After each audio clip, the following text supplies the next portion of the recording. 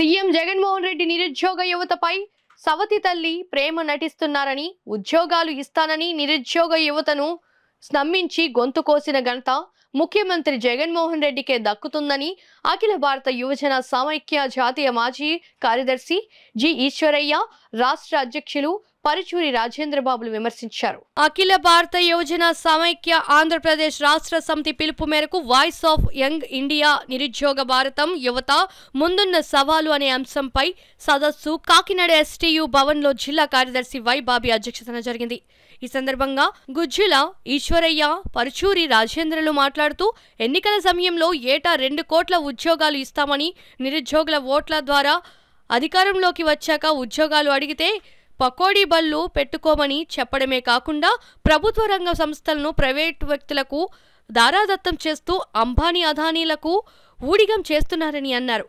ఈ కార్యక్రమంలో దూసర్లపూడి రమణరాజు, సిపిఐ జిల్లా కార్యదర్శి బోడకొండ, ప్రధాన కార్యదర్శి వై బాబీ, ఏలూరు జిల్లా కన్వీనర్ తోర్లపాటి రాజు, పశ్చిమ గోదావరి జిల్లా కన్వీనర్ పవన్, తూర్పుగోదావరి జిల్లా కన్వీనర్ శ్రీనివాస్, ఏఐఎస్ఎఫ్ నాయకులు సుందర్, ఆఫీస్ బేరర్స్ గోనెల నాగభూషణం, నాని, సోరంపూడి నాగబాబు తదితరులు పాల్గొన్నారు.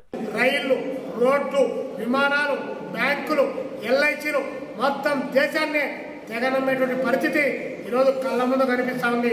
ఏమి సాధించాడని నరేంద్ర మోడీ ముచ్చటగా 3వసారి అవకాశం ఇవ్వని చెప్పి అడుగుతా ఉన్నాం.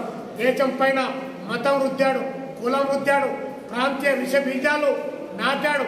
దాంతోపాటు దేవుడు, అదేవిధంగా రాజ్యాంగం అన్నిటిపైన దాడి చేసి వారిని ప్రశ్నించేటువంటి ప్రతిపక్ష పార్టీలను, ప్రశ్నించే గొంతుకలను జైళ్లలో నిర్బంధిస్తా ఉన్నాడు.